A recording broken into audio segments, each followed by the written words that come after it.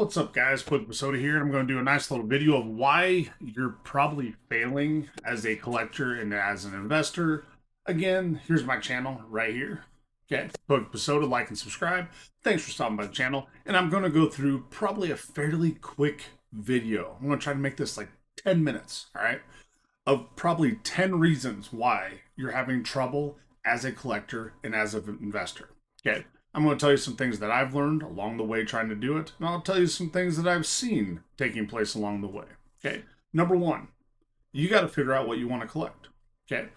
If you don't know what you want to collect, you don't know how you want to collect it, and you're just thinking, like, I'm going to be a jack of all trades, that's a terrible way to go about it. Okay.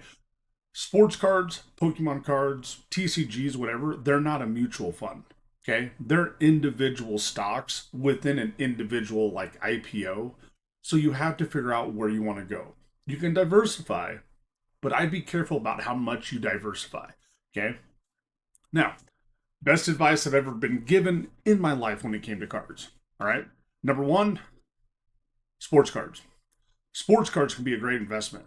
Look at Wembanyama. Okay. The dude is having a tear right now. The Spurs, they're probably going to make the finals for the Western Conference. They're going to meet the Knicks in the actual finals. Now, Wemby, if you get his 2023 just Topps Chrome, okay, base rookie card, it's like a $50 card. That thing in a PSA 9 right now is selling for $90. In a PSA 10, over 500. That's not how this should be, guys. Okay? And with sports cards, the thing is, and with athletes in general, you're never going to see Charizard get into a dispute, get a DUI, or domestic violence. Pokemon cards are a safer bet than sports cards. Sports cards have a huge, huge higher end. Okay? So that'd be number one. Figure out what you want to go into. Diversify a little, but I would not diversify way too much. I wouldn't be trying to do like, hey, Target drop. I gotta get the Kanto starter jacket. Plus, I want to get all the Pokemon cards, the One Piece cards. Donruss football's coming out. I need the MLB Topps Chrome. I would seriously try to narrow it down when you start off. Okay. If you want to try to diversify a little bit later on, that's no problem. I like a lot of different card stuff. I open up TCGs that are Lorcana. I like One Piece. I'll do a little bit of Dragon Ball, but I do Pokemon mostly. But between Pokemon and Lorcana, those are my two biggest ones. And then One Piece, my kids really like. So that's how I diversify. I don't buy sports cards anymore. They're just no bang in the buck for me. I could open up hundreds of dollars in boxes of sports cards and never get a $10 card. So for me, not worth it. Okay, that's number one. Number two, you have to figure out what your end goals are. Okay. If you're just going to jump into this stuff and think, like, you know what, I'm going to save this stuff, I know it's going to go up in value. I hate to be the bearer of bad news. That's not always the case. Right now, I can't even say Pokemon. Cards and collectibles are on a rip. They are going nuts right now. All right. So, if you think this trajectory is always going to happen that way, I'm going to tell you it's not. Okay. Take for instance, the last two sets that people, they were from bricks to buys essentially. Crown Zenith 151. Crown Zenith sat on the shelves forever. Okay. 151 forever. Those SPCs and ETBs at Costco, they couldn't get rid of them. Okay. So, if you think that it's going to keep doing what it's doing, not the case. All right. So that's number two. You got to have some goals set in mind. Number three. All right. Do not do buy now, pay later to try to get your collection. Okay. Now, I'll give you a story. I've told this story before. When the big boom happened back during COVID, all right, I had a guy I knew. He was down in Florida. He lived in a retirement community. He cleaned out the Walmart every week. All right. When it got stocked, no one else was there. He cleaned the shelves off. He cleaned the shelves off NBA, MMA, soccer, Pokemon. It didn't matter. He took all of it. Okay. He put everything on eBay, charged everything on a credit card. And this is when you could return cards and collectibles back to Walmart. Okay. They didn't have the policy they have now. So he would buy all this stuff, put them on eBay. If they didn't sell by that 20th day, he returned the stuff to Walmart, which he never had to. It always sold. Okay. He returned the stuff to Walmart. He would pay his credit card off. He did this month after month. Okay. This worked. What happens though is if you start doing a buy now, pay later type scenario, or doing a payment plan, whether it's Clara or Karma or whatever the hell these payment plans are, the PayPal credit, when you do these, you're going to get caught holding the bag eventually. Okay. Someone always has to be caught holding the bag. It can't just keep going up and up and up and everybody's making a profit. So, if you do a buy now, pay later, eventually when you get caught holding the bag, you may be too deep where there's no way to get out of it. Okay. Lives get ruined like this. If you owe a bunch and people start collecting and start calling, you're going to be in financial trouble and it can be a financial wreckage for the rest of your life. So the third thing I'd say is do not do buy now, pay later. Okay. Don't do it. Okay. Whatever you have, you can spend on that there. Now, number four, if you're going to card shows, okay, try to trade if at all possible. We all have collections that we think like, I can't get rid of this. Look behind me. All this stuff right here, I think to myself like, oh my gosh, can't get rid of it. If I were to pan this camera down and you'd look on this desk right here, we're talking 1, 2, 3, 4, 5, 6, 7, 8, 9, 10. I have 10 piles of cards, at least 150 stacked high. Okay. Cards I'm sorting, cards that are all worth something. Okay. I have so many cards laying around here. Try to trade cards or sell cards so you can actually finance your funds for your hobby. Okay. Now, that'd be the fourth thing I would say right there is if you go to card shows, try to trade. It's going to be sometimes your best bet. And you're probably thinking like, well, wait a second, like it's got to be an equal trade. No, it doesn't. Okay.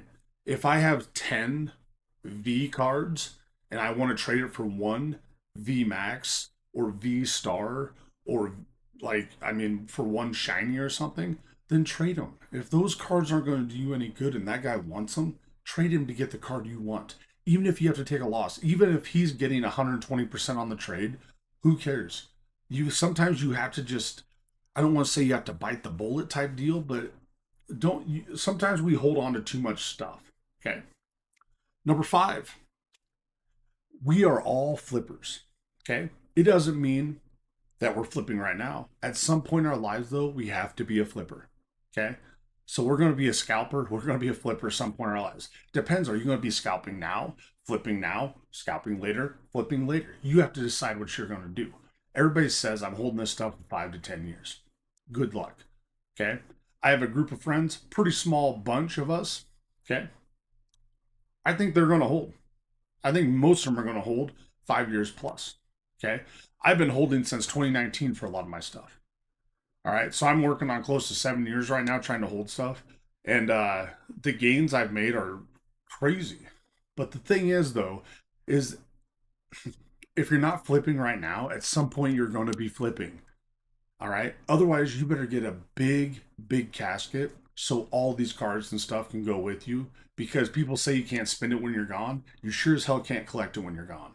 And when you're sitting there at an estate sale and you see all these cards and the person's like, I don't know what they're worth, do you think you're going to be honest to them? No way. You're going to try to get the best deal on those cards you can. Same thing's going to happen with your collection. So you got to figure out, are you going to flip now or are you going to flip later? Okay. It's that easy. I know people are like, generational wealth, my kids are going to take this. Your kids don't care about this stuff. Your nieces and nephews don't care about this stuff. Some of your friends, your wife, your husband, they don't care about this stuff as much as you do. Think about someone in your life that has a passion and think about their passion. Are you as passionate about that as they are? Probably not. Same thing with your collectibles. At some point, take your gains. All right. I keep telling myself, once I hit gains of X number of dollars, that's probably when I'm going to cash out a lot of my sealed collection and I'm going to start over. Okay. I'm going to cash out. I'm going to buy a few of the things I really want. Pay off the rest of my house probably is what I'll do. I'm going to cash out and then I'm going to start over doing some other stuff. Okay. That'd be like the fifth thing I'd probably talk about there. My computer just shut off. I don't know what happened there. Oh, sorry about that. Back. Okay. Now, the sixth thing I would say, you have to figure out, okay, when it's time to hold and when it's time to fold. Okay. This is the gambler, Kenny Rogers type stuff. Not Kenny Rogers chicken, but Kenny Rogers type stuff. Okay. Sometimes you have to realize it's not worth standing in line for 2 or 3 hours for a restock. It's not worth putting yourself in a situation where someone could fly off the handle and do something stupid at a restock. I, I'm telling you, it's not worth it for me to be up at 2 a.m. to go to a Target restock online. All right. So at some point, you have to realize I can either sit there and be upset about it, or I can say, you know what, it is what it is. When I get some product, I get some product. For me, I look at it this way. If I want to make, let's say at a job, I want to make $20 an hour. Okay. Just throwing numbers out there. And if I'm sitting there in a Walmart waiting for 3 hours for a restock, well, 3 times 20, that's $60. ETB is going to cost me $60. Well, how much does an ETB right now cost of Ascended Heroes, Chaos Rising, Perfect Order? They're probably all around that $120 mark or so. So, or less. Okay. I know Perfect Order is going to be and Chaos Rising are going to be. Ascended Heroes is probably closer to the 150 mark. What I'm saying is know your worth. Like you got to know when to hold, when you're going to sit there and say, you know what, it is what it is. You got to know when to fold and say, you know what, it's not worth me going out in this stuff and waiting in line. I don't need to do that. I'd rather pay above MSRP just to have the product and save myself the hassle. Okay. And, some people might be like, oh, it's easy for you to say if you have the money to do that. I don't have the money to do that. You don't have the money to do that, maybe. But here's the thing is if you're working instead of waiting in line for 3 hours, you would earn that money to have it. Okay. I know it's easier said than done, maybe for me. But the thing is, though, is I've sat in lines. Oh my gosh. I mean, during COVID, I used to check Walmart 10 times a day. Like I was wasting every day, all day. Okay. All until they get a restock. Once they restock, then I could be like, okay, I got like 4 days I can take off. Then process starts over. I'm wasting my time. I'm wasting my life trying to do that stuff.